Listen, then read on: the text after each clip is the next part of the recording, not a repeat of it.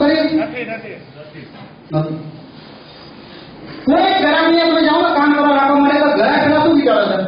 તમે કોઈ ગ્રાહક અહીંયા કામ કરવા જાઓ, મતલબ કે આ ગ્રાહક છે, ગ્રાહકને હું કામ કરવા જાઉં, દુકાને મને એડ્રેસ મળ્યું આ જગ્યાએ કામ કરવા જવાનું છે, પહેલું મારું ડેફિનેશન એટલે કે મારું ઇન્ટ્રોડક્શન કેવું હોય ગ્રાહક? આપણે કમરભાઈની વાત કરું, બોલો સાહેબ, એના ઘરે જઈને બપોરમાં કયા ટાઈમે જવું તો ખબર જ ન હોય, બપોરમાં બેલ ના વાગે તો દરવાજા ઢાંકવાડી દે, દરવાજો ખોલીને બોલો સાહેબ ક્યાં કામ કરો?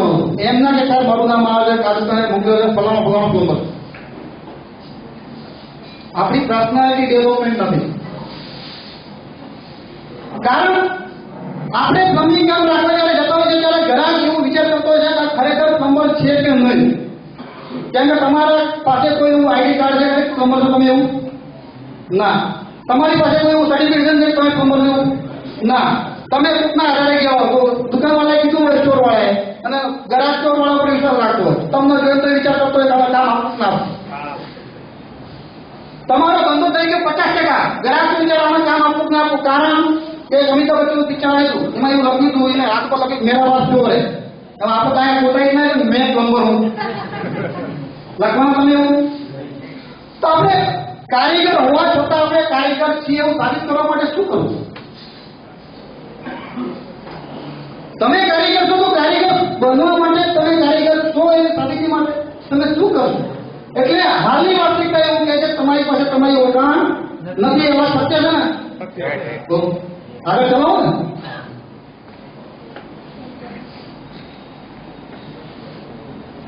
જોજો છેલ્લું ચિત્ર એ છે, કદાચ બહાર ફરવા ગયો, ફોરન ગયો હોય ગમે અને એને 25,000 30,000 લાવ્યો હોય, બરોબર છે, અને એના ઘર લગાવવાનું તમને એમ કે આ નળ લગાવો, તમે કોઈ જિંદગીમાં જોયેલ ન હોય અને તમને લગાવવાનું કે આ લગાવો તો તમે એને પછી કયો ગમે એવું કામ બંધ થઈ જાય.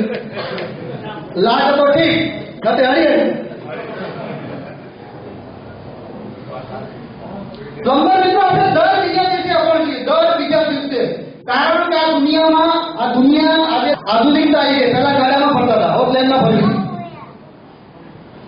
દર બીજા દિવસે નવી નવી પ્રોડક્ટ બજારમાં આવે છે જે તમને ખ્યાલ જ નથી. હાલમાં એવા વોલમ સ્ટાફ મળે છે 4-4-5-5 લાખ રૂપિયા ટપ પડ્યા છે. અમારા અમદાવાદના એજના શોરૂમમાં તો 4-4-5-5 લાખ રૂપિયા ટપ મળે છે. તો લગાવવાના પ્લમ્બરને પૈસા કેટલા મળે ખબર નથી લગાવવા. આપણી પાસે શું છે? આધુનિકતા સાથે આપણે સંકળાયેલા નથી. તમે લોકો આધુનિકતા પાસે સંકળાયેલા નથી. તમે લોકો એવું વિચારો છો મને બધું જ કામ આવડે છે, હું પ્લમ્બર છું, મને બધું જ કામ આવડે છે. પાઇપમાં 2 હાથા કાઢવા લગાયા, સેન્ટર પર આવડે છે પ્લમ્બર. ખોટી વસ્તુ. સત્ય ઘટના ખોટી છે. તમે પ્લમ્બરની વાત જ ખોટી.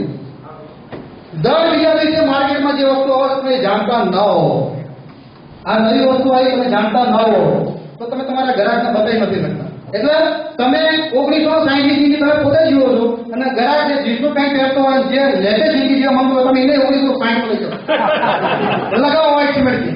ના ચાલો સાહેબ, જોડે વસ્તુ ચાલો ને. દર બીજા દિવસે તમે અપાડો વાત સાચી ખોટી? પ્લમ્બર મિત્રો હું જે બોલું કદાચ ખોટું હોય તો મને રોકજો, પણ મને નહીં લાગતું હું ખોટું બોલતો હોય કદાચ. આવા સાચી આપણે કરીએ છીએ અપરજી. એના મતલબ આપણે પ્લમ્બિંગ વ્યવસાય વધતી આધુનિકતા આપણી પાસે નથી, અપૂરતું જ્ઞાન છે આપણી પાસે. મન અને ધીમું એટલે આપણી પ્લમ્બિંગ કામ કરવાની સ્થિતિ જે હોય ને મન અને ધીમી પડી જાય. વાસ્તવિકતા શું આવે? આપણી આવક ઓછી થઈ જાય, જાવક વધી જાય, બરોબર છે, એટલે શું થાય? ગરીબી. પછી આપણે સરકારનો દોષ આપીએ, ગરીબી વધી ગઈ, મોંઘવારી વધી ગઈ. પછી માણસ શું કરવાનું? ઘાસ દેખાય છે ને એટલે બધું એવું કરતા નહીં, પણ ખાલી બતાવો તો બતાવીશું. આવી વાસ્તવિક જિંદગી હોય. જો તમારી પાસે પૂરતું જ્ઞાન હોય, સારું અને ઝડપી શિક્ષણ દરરોજનું હોય, તો તમારી પાસે જ્ઞાન હોય, તમે આધુનિકતા સાથે ચલાવવા આવ્યો તો મતલબ શું થાય? આ એક વ્યાખ્યા છે.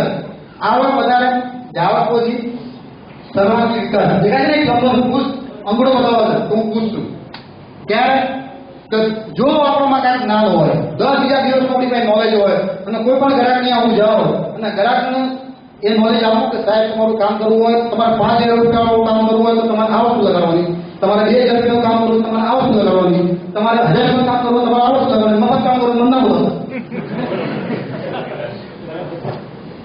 સાચું ખોટું? પણ તમે અત્યારે વિચારો કે સાહેબ હું તો 5,000 કામ રાખ્યું તો 3,000 કરી આવો એ કરી આવો.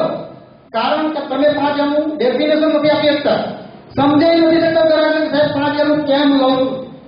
તમારા 5000 બોલવાની તાકાત છે, સમજાવવાની તાકાત તમારા નથી. એટલે તમારું કામ 3000નું કરી આવો. સાચું બોલું? સાચું ને? હું નથી લાગતું પણ મારે મને લાગતું કે હું નથી, હું ભૂતા હોય એવું આગળ કરાય. બહુ સમજવાની વસ્તુ છે. જો એક ગ્રાહક છે, એ ગ્રાહકને બાથરૂમ બનાવવું છે.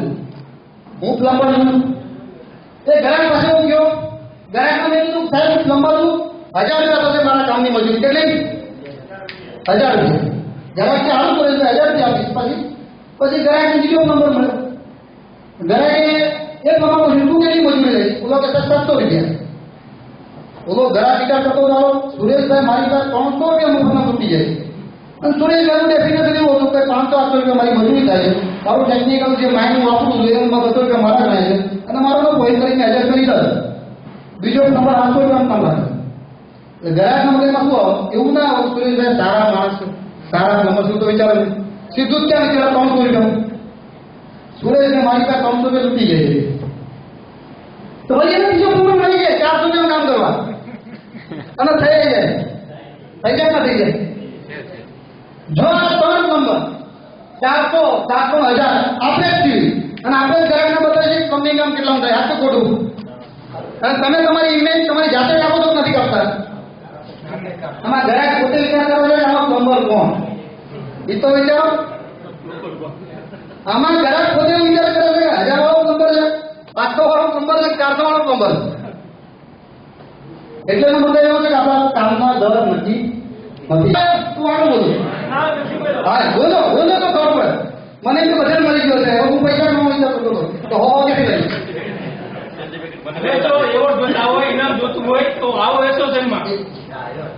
હવે એક વસ્તુ બહુ સમજો છે.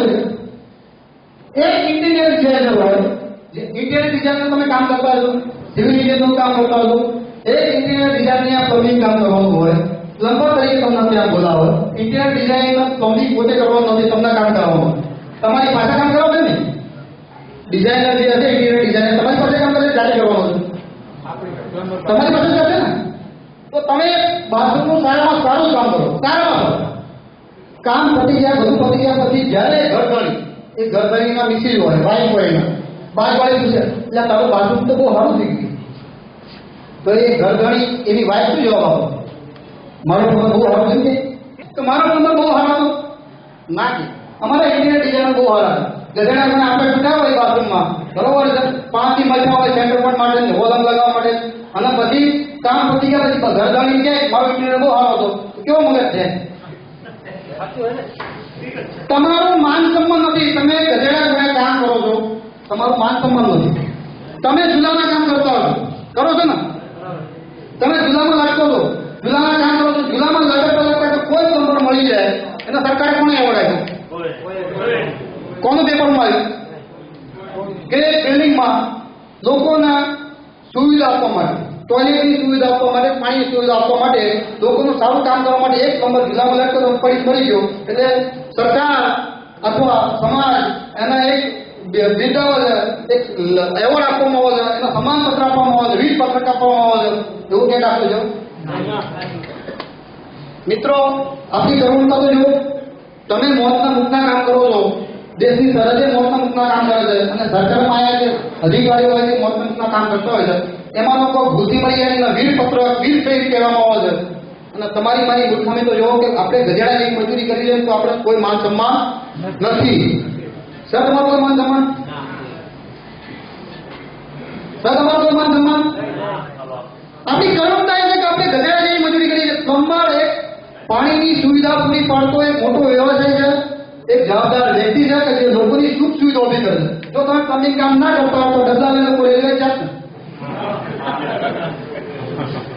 સાચું ખોટું? તો તમે એવું રેલ મંગાવી દીધી બરોબર છે, 10મા વાળે રહેતા હોય અને 10મા વાળે પાણી સુવિધા તમે આપી તો લોકોને સેવાનું કામ તમે નથી કરતા. તમે પૈસા લો છો, ઓલા પગાર નથી જતા, મફત કામ કરે. દેશની સરહદે લોકો મફત થોડા કામ કરે, એ લોકોને પગાર તો મળે છે, બધા પગાર તો લે છે, પણ તો એને સન્માન આપવામાં આવે. તમને સન્માન મળે છે? તમને કોઈ માન સન્માન મળ્યું? એટલે આપણું માન સન્માન નથી. અવાજથી તમે હા પાડો છો, જોરથી બોલો મને ખબર પડે. એટલે હું એવું માની લઉં કે આપણું કોઈ માન સન્માન નથી. આગળ ચલો. તો સર એટલે રોજના 500 થી 1000 રૂપિયા કમાઈ શકું, પણ જો મારા સપના જવું હોય 4 વ્હીલ લાવવાના, 2 વ્હીલ લાવવાના, ફ્રીજ ઘરે લાવવું હોય, બૈરા માટે 25-20 હજારની સાડી લાવવી હોય, ઘણા લાવવો હોય, તો મારે કામ વધારવું પડે. વધારવું પડે ને? મને એકલા તો રોજના 5000 મળવાનું નથી. એટલે મારે શું કરવું પડે? એક માણસ રાખવું પડે, મજૂર રાખવું પડે, કારીગર રાખવું પડે અને કામ વધારવું પડે. એક કારીગર પાસે મને 100 રૂપિયા મળતા હોય, 10 કારીગર આપું, 10 કારીગરમાં મને 100 મળતા હોય તો રોજના 1000 રૂપિયાની મને આવક થાય. થાય ને? આ ધંધો આ રીતે ધંધો ચાલે, બીજી રીતે ચાલે. બીજી રીતે સેટઅપ મળી તો ચાલો, બાકી આ રીતે ધંધો ચાલે. જો તમે 10 માણસ રાખો કામ માટે, તો એની માટે તમારે મોટું કામ રાખવું પડે. રાખવું પડે ને? માની લો કે તમારામાંથી કોઈ પ્લમ્બર ભાઈ એક જગ્યાએ 10 લાખ રૂપિયાનું કામ રાખ્યું. કેટલાનું? 10 લાખ રૂપિયાનું. 10 લાખ રૂપિયાના કામ રાખવા માટે આપણે એક શ્રમજીવી માણસને કેવું હોય કે 10 લાખનું કામ રાખવું હોય ને વિચાર કરવો પડે, 50,000 રૂપિયા અરેન્જમેન્ટ કરવું પડે. તો તમારી મારી જો માણસો કે અરેન્જમેન્ટ કરી કરતા હોય, કોઈ વ્યાજ લાવતા હોય, કોઈ ઓછી પૈસા ના કરે, 50,000 રૂપિયા રોકી અને કામ કરવું પડે. સાચું ખોટું? સાચું ને? પછી તમે કામ કરો તો કામ પતી ગયા પછી કામ પતા થોડું ઘણું ઉપર કરતા 5 લાખ રૂપિયા ઉપર કરી લીધો હોય, 5 લાખ રૂપિયા તમારે બાકી હોય, તમે બહુ સારું કામ કર્યું હોય, બરોબર છે, અને તમારે 5 લાખ રૂપિયા લેવા માટે ઘરે તમે બૈરાઓ કહો, મીન્સ તમારા મિસ્ત્રીને કહો કે ગાડી આજ તો આપણે 5 લાખ રૂપિયા આવવાના છે, તો તમારા બૈરા કેટલા સપના જોવાય? ફ્રીજ લઈ આવશું, એસી લઈ આવશું, ગાડી લઈ લઈશું, 4 વ્હીલ લઈ લઈશું, 50 સપના જોવાય. જોયા તો જોવાય સપના એને તો રાતે જોયા, પણ હવારમાં વહેલા ઉઠીને બાજુમાં કહી દીધું હોય આજે અમે ફ્રીજ લાવવાના આવજો પહેલા ખાવ. પછી એનો ઘરવાળા છે સપના જોઈને બેઠો હોય, ઓલો બાઈક લઈ આવ્યો તો ફલાવાની હોન્ડાની, હું બજાજની લાવીશ, એમથી મોટી લાવીશ. આ તો આવું નથી. જ્યારે બિલ્ડર પાસે ગમે તેની પાસે ગ્રાહક પાસે પૈસા લેવા જાય 5 લાખ રૂપિયા, અને ગ્રાહક એને ના પાડી દે મારે 5 લાખ રૂપિયા નથી દેવા, તો શું થાય? આજી બેમાં કેટલા રેટ કેટલા થાય? 4 હજી રેટ ટોટલ 6 હાથ છે ટોટલ. ગોતે ના ગોતે તો કે આ તો કરો મજા આવે કે નથી આવતી? રેટ ગોતે કે ના ગોતે? નકર એ ગોતે. અને જો બિચારો કમ્પ્યુટર માણસ હોય, કમ્પ્યુટર મીન્સ સહન શક્તિ વાળો હોય, તો પછી બોલો ચલો ફોટો બતાવ્યો ને કેવા આવો અમને તો ગમને લૂંટા ફલાણો ઢીકું પછી એ ચાલુ કરે. માણસ વ્યસની નથી બનતો, વ્યસની એને બનાવવાની આવક, એના સપના. આમાં કોઈ માણસ વ્યસની નથી. કોઈ કે કોઈ વ્યસની શું? વ્યસની નથી. વ્યસની બને છે માણસ પોતાની આવકના કારણે, પોતાના સપનાઓના કારણે. કેમ કે જેટલી આવક છે એટલી વધારે સપના જોતો હોય, અને સપના જોવા માટે એની આવક પૂરી નથી, અને એ આવક પૂરી કરવા માટે સક્ષમ હોય છે, પણ એ લાઈન પર ચાલવું નથી. જો તમારી પાસે જ્ઞાન લેવાની તાકાત હોય તો તમારી આવક, તમારી તાકાત વધી જાય. પણ તમારે જ્ઞાન લેવાની તાકાત તો જ નહીં. પીડી લાગે પીડી કરી ખાવા માટે ગયો, ખાધું ગીત પીધું, ગીતમાં પછી બીજા વિચાર આવો યાર પીડી લાઈનમાં ગીતની મજા ના આવી, ઓછી આવે. સાચું ખબર? આ તો પાડે આગળ ચલો. એનો મતલબ આપણી સિક્યુરિટી નથી. સાચું ને? આપણું કોઈ સિક્યુરિટી નથી. આગળ ચલાવીએ મિત્રો. બહુ સમજવા જેવી વસ્તુ છે. તમે બધા ટાટા નદી વાળા હોય ને એ છાતી પર હાથ રાખજો કે હું જે વસ્તુ કહેવા જાઉં છું ને એમાં તમને કદાચ અટકાઈ શકે. 2 વર્ષ પછી તમારો ધંધો બંધ થઈ જશે. જો 2 વર્ષ પછી તમારો ધંધો બંધ. તમે આ વાત સાચી માનો છો? કેટલા જણા નથી માનતા એવું વાત મને કેમ નહીં? 2 વર્ષ પછી તમારો બધાનો ધંધો નંબર વ્યવસાય બંધ, તમને કામ નહીં મળે.